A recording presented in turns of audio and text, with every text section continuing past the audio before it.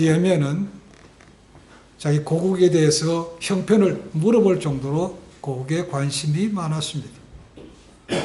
그리고 고국의 아픈 소식을 듣고 펑펑 울 정도로 관심이 많았습니다.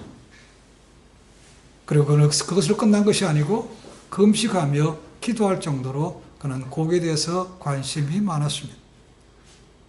그가 드렸던 기도를 지난주에 제가 두 가지를 보았습니다.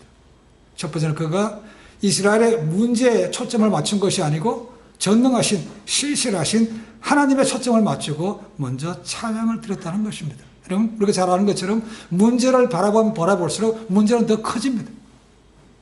느헤미야는 그것이 아니고 하나님부터 그것을 해결하실 수 있는 하나님을 바라봤다는 겁니다.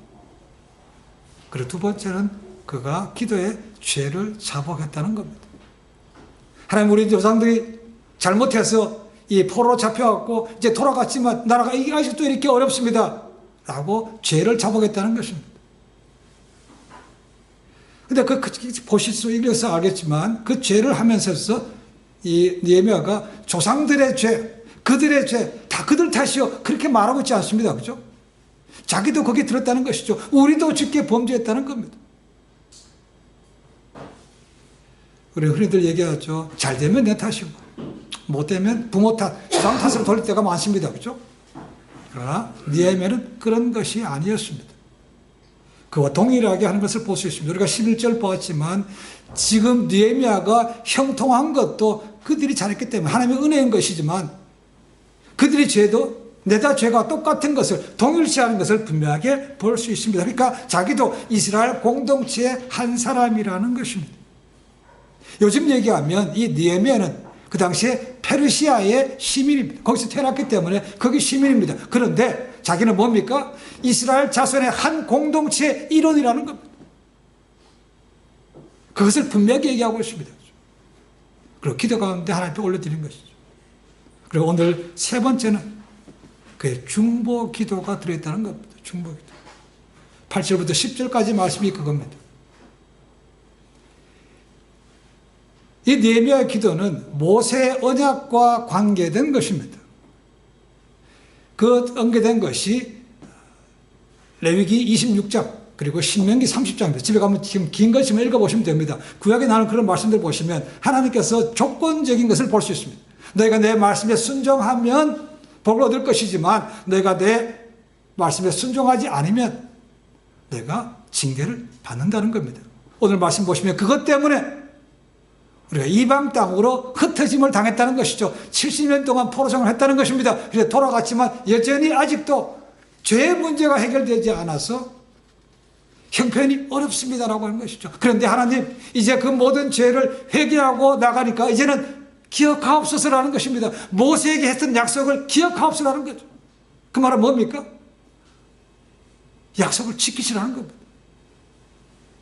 회개하고 돌아갔으니까 이제는 이 형편 나아지게 해 주십사 하는 것입니다. 어떻게 보면 하나님 앞에 좀 협박하는 것으로 볼 수 있습니다. 그렇죠? 우리가 기도가 할 때 가장 응답받기 쉬운 기도는 약속에 근거한 겁니다. 하나님의 언약에 근거해서 기도하면 하나님께서 꼼짝 못하신다는 것이죠. 왜냐하면 하신 말씀을 지키시는 신실하신 하나님이기 때문에 그렇습니다. 그 지금 느헤미야도 모세에게 하셨던 약속을 들먹이고 있다는 겁니다. 그렇게 약속하지 않았습니까? 이제 그걸 이루시옵소서라는 거죠. 우리가 보았던 다니엘도 똑같은 기도였습니다. 그렇죠? 우리가 잘했던 보진 않았지만 여러분 솔로몬의 기도를 보시면 압니다. 솔로몬이 성전을 짓고 봉헌식을 드립니다. 그렇죠? 거기 보면 7가지 기도가 나옵니다. 그때 나오는 것도 보면 우리가 잘못 범죄해서 이방 땅에 포로로 잡혀가더라도 성전을 향해서 기도하면 하나님 응답하시옵소서라고 되어 있습니다. 적들과 싸우면서 지더라도 하나님께 기도하면 회복시켜 달라고 기도하는 것이죠. 똑같은 기도입니다. 그렇죠? 그러니까 느헤미야는 그것을 기억하고 지금 하고 있다는 그 말은 그가 비록 페르시아 시민으로 살고 있지만 페르시아 높은 관원으로 살고 있지만 율법을 어느 정도 알고 있다는 것을 기억할 수 있습니다. 그렇지 않았다면 모세의 율법을 언약을 근거해서 기도할 수 없는 것이죠. 기억하옵소서.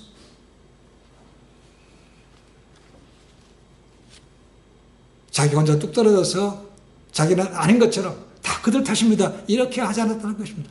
조국과 동일한 공동체 한 사람으로서 하나님께 간구하고 있는 겁니다.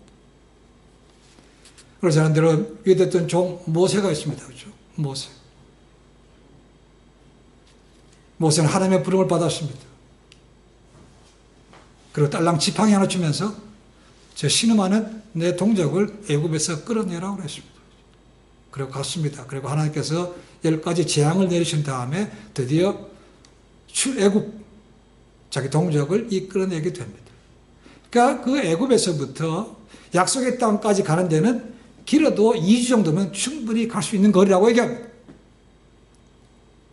그런데 그들이 하나님의 말씀을 의심해서 정말 그것이 약속의 땅인가 한번 확인해 보자 라고 했고, 모세는 화를 냈지만 하나님께서는 허락했습니다. 그렇죠? 그래서 각 지파의 리더 한 명씩 뽑아서 12명의 정탐꾼을 약속의 땅에 보냈습니다. 가서 봤더니 뭡니까? 엄청나게 많은 풍요로운 땅인 것을 그들 눈으로 직접 확인했습니다. 그렇죠? 그리고 열매들을 가지고 왔습니다. 그런데 그 갔던 12지파 가운데 2지파 빼고 여호수아와 갈렙만 빼고 나머지 10지파 리더들이 뭡니까? 야, 올라갔더니 풍요로운 거는 맞는데 거기 가보니까 우리보다 훨씬 머리 하나는 더 큰 안악자손이 있고 그들의 성은 견고해서 우리가 올라가면 죽어 라고 했다는 거예요. 그리고 그 얘기를 들었던 이스라엘 백성들이 자기 처소에서 하나님 앞에 원망하면서 우리를 왜 죽게 만들었습니까? 원망했다는 것입니다. 그 소리를 들으시고 하나님께서 진노하셨습니다. 그때도 모세는 엎드렸습니다. 그리고 모세가 하나님 앞에 금식하며 올라가서 10계명을 받을 때였습니다. 시내산에 올라가서 40일 동안 거기 있으면서 내려오는데 밑에서는 무슨 일이 생겼습니까? 사람들이 아론을 협박해서 금신상을 만들었습니다. 애굽에 있던 그 옛 마음을 버리지 못하고 거기서 금신상을 만들어서 섬기고 뛰놀고 춤추고 있었다는 것이죠. 또 하나님께서 화가 나셨습니다. 모세에게 이야기합니다. 모세, 저 봐라. 저렇게 해서는 안 되니까 내가 저들을 진멸하고 내게 큰 민족을 줄게 그랬습니다.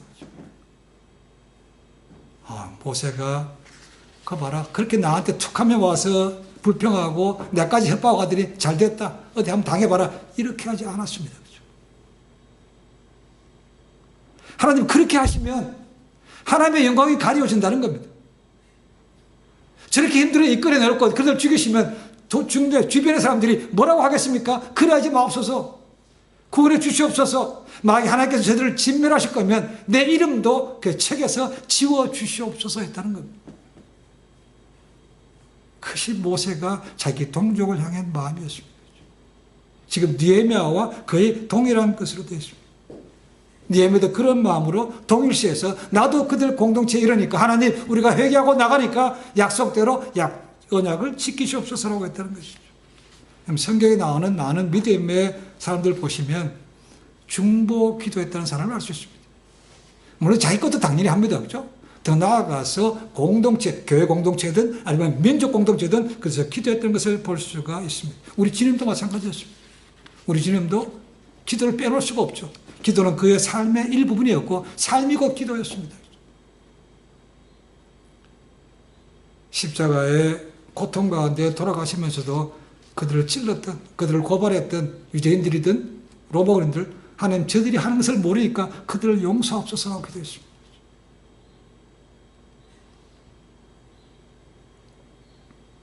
예수님을 믿고 따른 우리 모두도 주님께서 가셨던 그와 같은 것들을 우리가 따라가야 되는 것이죠. 그렇죠? 우리에게 주어진 일을 위해서 기도하는 것이 맞습니다. 그렇죠? 그러나 더 나아가서 교회 공동체, 우리 가족, 이웃, 더 나아가서 모르는 상황까지도 기도하는 것이 필요하다는 것이죠. 지금도 사탄은 교회 리더들, 나라 리더들, 가정의 가장들이 넘어지기를 그들이 기도하고 있다는 겁니다.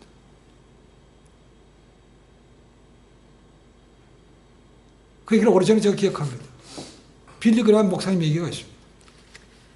빌리그레함 목사님이 어디 가기 위해서 비행기를 탔습니다. 타서 자세히 갔더니 옆에 이미 여자분이 있더라는 것이죠. 근데 눈을 감고 뭘 하고 있더라는 겁니다. 그래서 그 여자분의 그 눈을 뜨고 얘기할 때까지 기다렸습니다. 그리고 눈을 뜨기에 물어봤습니다. 혹시 기도했습니까? 기도했대. 뭘 기도했습니까? 자기는 사탄 숭배자인데 교회 리더와 가장들이 무너지기를 기도하고 있었다는 겁니다.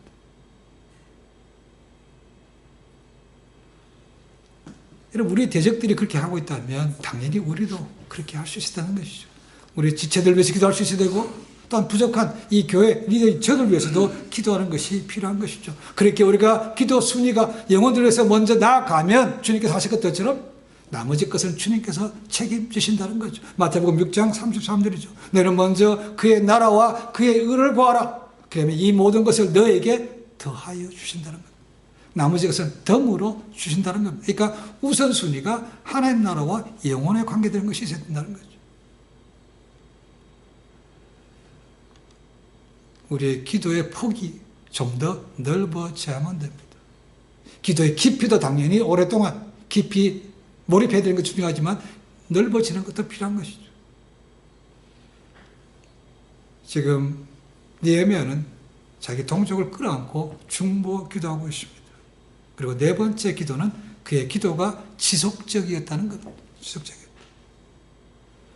우리가 1절, 2절, 3절에 보시면 느헤미야가 예루살렘에 갔던 동생으로부터 열악한 행성을 들었습니다. 그렇죠? 그 듣는 즉시 뭐 했습니까? 수일 동안 슬퍼하며 금식하며 기도했다고 말하고 있습니다. 6절에 가보시면 주야로 기도했다고 말하고 있습니다. 그런 기도가 이장에 가면 또 왕 앞에 가서 너 무슨 일이냐고 할 때도 그때도 또 잠깐 기도하는 걸 볼 수 있습니다. 그리고 성벽을 지으면서도, 그리고 성벽을 다 지은 다음에도 그는 계속해서 기도하는 것을 볼 수 있습니다. 그러니까 지난번 말씀드린 것처럼 이 느헤미야는 기도로 시작해서 기도로 끝난다고 해도 과언이 아닙니다. 지속적으로 했다는 것입니다. 예루살렘 편편을 들었을 때가 기슬루월이라고 했습니다. 그렇죠? 기슬루월. 기슬루월은 11월, 12월 달입니다. 우리로 따지면, 태양력으로 따지면. 그리고 2장 1절에 가면 그의 기도가 계속해서 이어지고 니산월까지 간다고 되어 있습니다. 니산월은 3, 4월 달입니다. 지금이죠. 지금에서 6월 달에 6월절이 시작되는 것이죠. 이 3, 4월 달이 니산월이 그런 겁니다. 이스라엘의 첫 달로 되는 6월절이 들어있는 거죠. 그때까지 4개월 동안 계속해서 기도하고 있었다는 것입니다. 그리고 그렇게 지속적으로 기도했을 때 그의 기도가 응답될 뿐만 아니고 그가 기도했던 것보다 훨씬 더 큰 것을 느낄 수 있습니다. 그래서 뭐냐면 그가 원했던 것은 성벽 재건이었습니다. 헐벗은 동족들을 위해서 성벽을 쌓고 성문을 다는 것이었지만 우리가 나중에 보겠지만 더 나아가서 그것을 단 52일 만에 이룰 뿐만 아니고 영적인 부흥도 일으켰다는 겁니다. 그것은 덤으로 얻은 것입니다. 에스라와 함께 동역해서 이스라엘의 영적 부흥도 같이 이루었습니다. 그것이 지속적인 기도의 응답이라고 볼 수 있습니다. 우리가 잘 알고 있는 말씀 가운데 데살로니가전서 5장 16절부터 18절 말씀이 있습니다. 잘 압니다. 항상 기뻐하라. 그 다음에 뭡니까? 쉬지 말고 기도하라. 범사에 감사하라. 이것이 그리스도 안에 예수 안에서 너를 향하신 하나님의 뭐라고 되십니까? 뜻이라고 되십니다. 한 뜻을 클리어하게 얘기하고 있습니다. 항상 기뻐하고 쉬지 말고 기도하고 범사에 감사하는 것이 주님 안에 있는 너희들에게 주신 하나님의 뜻이라고 말하고 있다는 겁니다. 지금 느헤미야는 그런 기도를 이미 드리고 있는 거죠. 저희도 기도합니다. 그렇죠? 급하니까 기도하고 답답하니까 기도하고 뭘 원하기 때문에 기도합니다. 그죠? 그러나 이렇게 금식하면서 계속 지속적으로 잘 못하는 것입니다. 저도 그렇습니다. 그래서 겨우 그것밖에 못 받는 것은 아닌지. 기도는 정말 쉽지 않습니다. 그렇죠? 정말 쉽지 않습니다. 그렇다고 기도는 처음부터 잘하는 것은 아닙니다. 그렇죠? 기도는 훈련입니다. 자꾸 하다가 보면 그것이 더 많아지고 더 깊이도 갈 수 있는 겁니다. 그렇죠? 그래서 기도는 훈련이요. 또 기도는 노동이라고 하는 이유가 그겁니다. 기도하는 것도 어려운데 그렇죠? 금식까지 한다고 해보십시오. 정말 쉽지 않습니다. 그러나 지속적으로 해보면 기도의 능력을 맛볼 수 있습니다. 특별하게 기도의 은사를 받은 분들이 있죠. 그런 분들이 대부분 중보 기도를 잘 하시는 분들입니다. 제가 아는 어떤 분은 중보 기도하는 분인데 웬만하면 기도도 잘 받지 않습니다. 우리는 부탁하면 기도 좀 해주십시오 하면 예 그렇게 하지만 그분은 들어보고 기도해 봅니다. 자신이 없으면 이거는 내가 끝까지 할 자신이 없으라고 운동하는 것도 제가 들었습니다. 무조건 그냥 다 아무나 얘기한다고 해서 예하고 안 하는 건 그런 건 아니라는 거죠. 그런 부담이 되기 때문에 자기가 그렇게 할 수 없다는 거예요.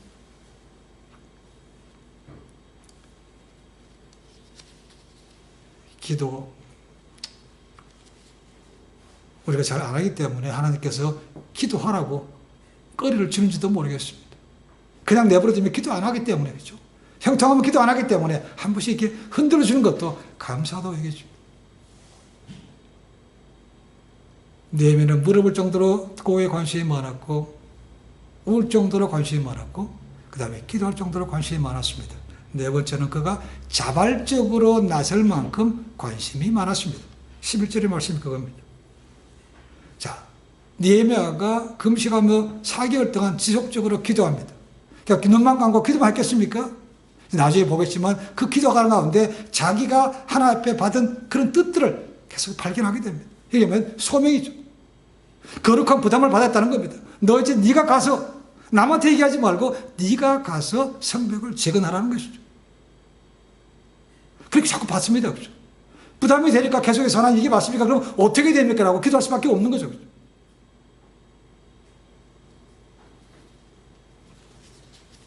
이 장에 가서 보겠지만 사실 그거는 현실적으로 쉬운 것이 아닙니다. 왜냐하면 이 느헤미야의 직책 때문에 그렇습니다. 느헤미야의 직위가 뭐라 했습니까? 술관원이라고 했습니다. 그렇죠? 바텐더가 아닙니다. 그렇죠? 왕의 모든 먹는 음식, 드링크 그것을 갖다가 직접 미리 검사하는 그러니까 왕의 생명을 좌지우지할 수 있는 사람이 이 사람 그런 사람을 쉽게 왕이 보내주겠습니까? 그죠? 하루 이틀도 아니고 일주일도 아니고 가면 말 타고 가든 뭘 가든 가면 몇 달씩 걸려야 되는데 쉽게 보내줄 수가 없는 거죠. 이게 고민입니다. 하나님이 분명히 내게 거룩한 부담을 줘서 나로 하여금 가서 성벽을 재건하라고 그랬는데 하나님 내 보스인 왕이 좀 허락해 주시기 원합니다. 그것도 같이 기도했을 것입니다. 그걸 압니다. 나중에 이자에 가면 봅니다. 아 이게 기도 응답이라는 것을 확실하게 압니다. 하나님 앞에 그것도 기도하는 것이죠. 남의 본을 생각하지 않고 본인이 가겠다는 것입니다. 이것이 쉽지 않았기 때문에 하나님 왕에게 감동 주셔서 나로 하여금 보내주게 하옵소서 그런 기도도 간절하게 드렸다는 것입니다.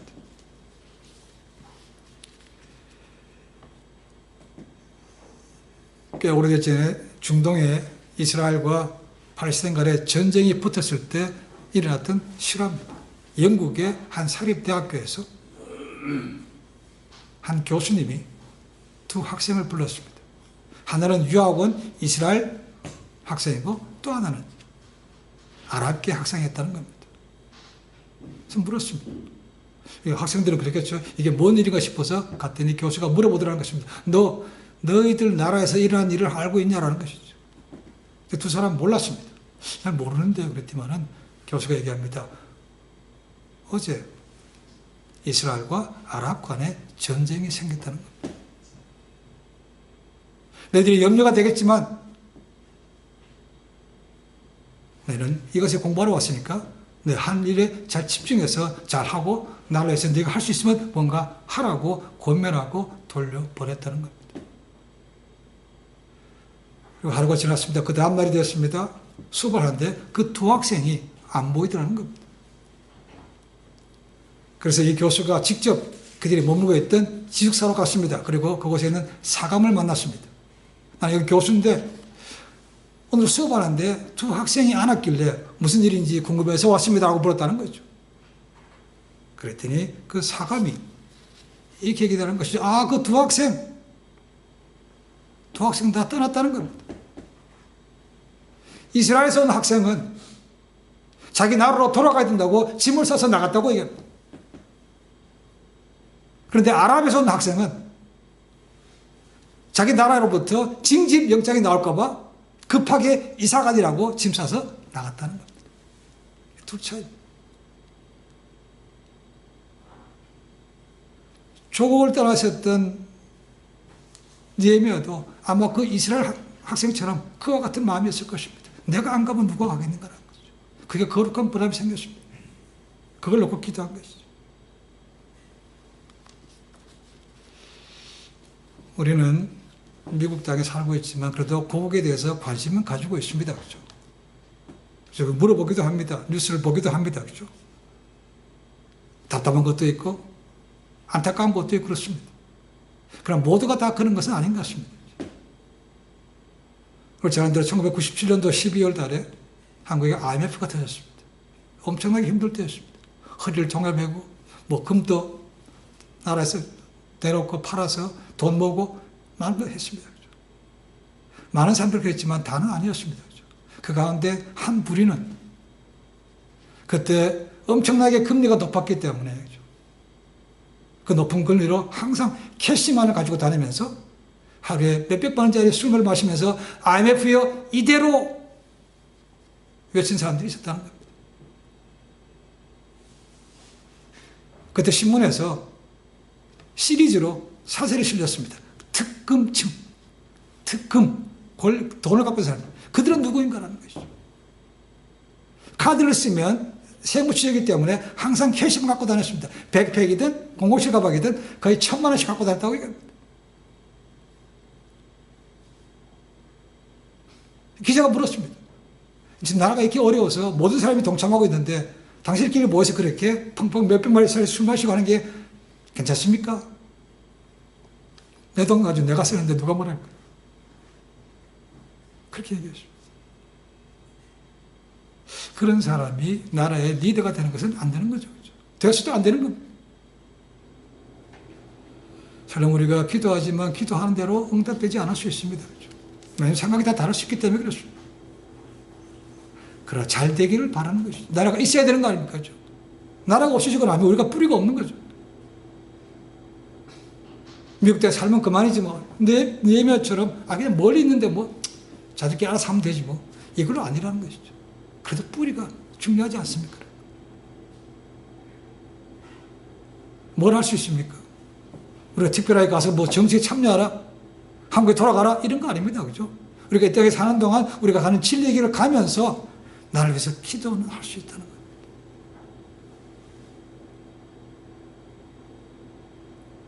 금방금방 되겠습니까? 이스라엘 우리가 보는 것처럼 지금 느헤미야가 할 때는 나라가 망한 지 160년이 지났습니다. 그때도 하나님께 역사하시는 겁니다. 시간이 오래 걸릴 수 있습니다. 그죠? 그러나 하나님께서 그들이 회개하고 돌아온다면 그들 다시 고쳐줄 거라고 생각합니다. 그래서 긍휼을 베풀어 주시옵소서. 제가 지난해 말씀드린 하박국이 그겁니다. 그죠? 진노 중이라도 긍휼을 잊지 마옵소서라는 그런 기도입니다. 내하고 마음에 없는 사람, 그런 사람들 다 망하게 하시고 이런 게 아닙니다. 그죠? 하나님의 뜻이 이루어졌어요.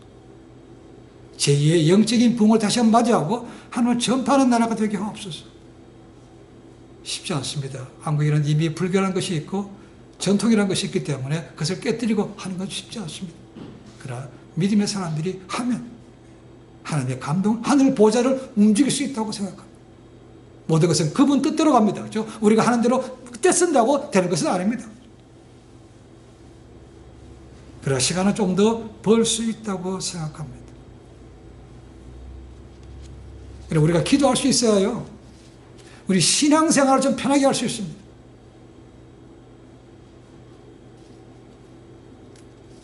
바울이 지금 편지 가운데 그런 말씀이 있습니다. 디모데전서 2장 1절 4절 보시면 이렇게 되어 있습니다. 제가 한번 읽어보겠습니다.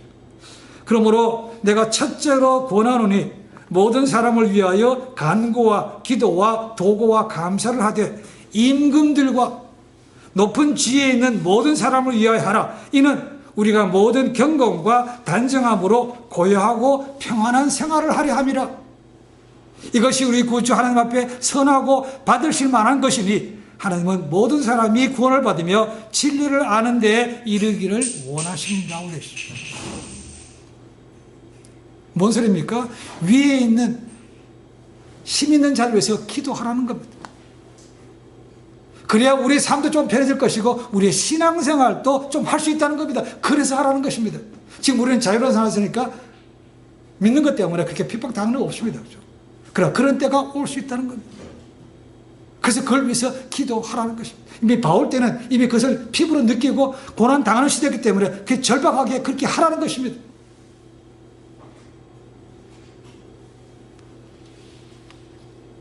한국이 정세가 어떻게 될지 모릅니다. 그렇죠?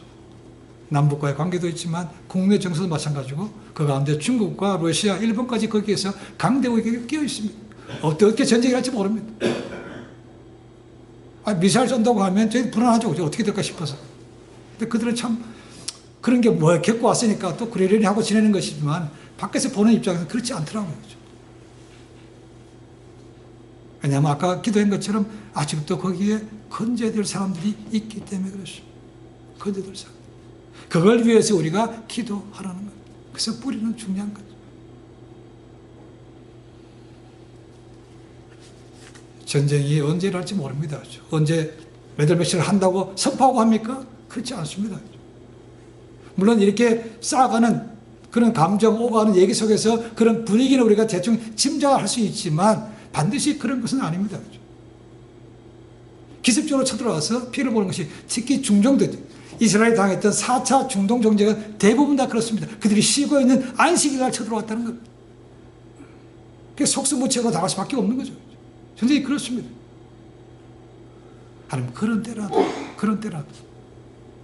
제 백성들이 회개하고 주님 앞으로 돌아가면 그 언약을 기억하시고 약속을 지키시옵소서, 기억하옵소서, 지키시옵소서라는 것입니다. 우리의 기도가 하나님께 얼마나 상답될지 그건 모르겠습니다. 또 얼마나 오래 걸릴지 그것도 모르겠습니다. 그러나 기도는 헛되지 않을 걸로 저는 믿습니다. 점점 영적으로 힘든 시간, 이럴 때 우리 자신들을 위해서 또 교회 공동체에서 기도하지만 한 걸음 더 나아가서 우리의 뿌린 곡국도 기억하시고 기도하심을 통해서 하나님의 긍휼하심을 얻고 마지막 때에 예비된 그런 영혼들을 얻을 수 있는 그런 믿음의 삶으로 중보자로 쓰임받는 우리 모두가 되기를 주님의 간절히 축원해 드립니다. 기도하겠습니다.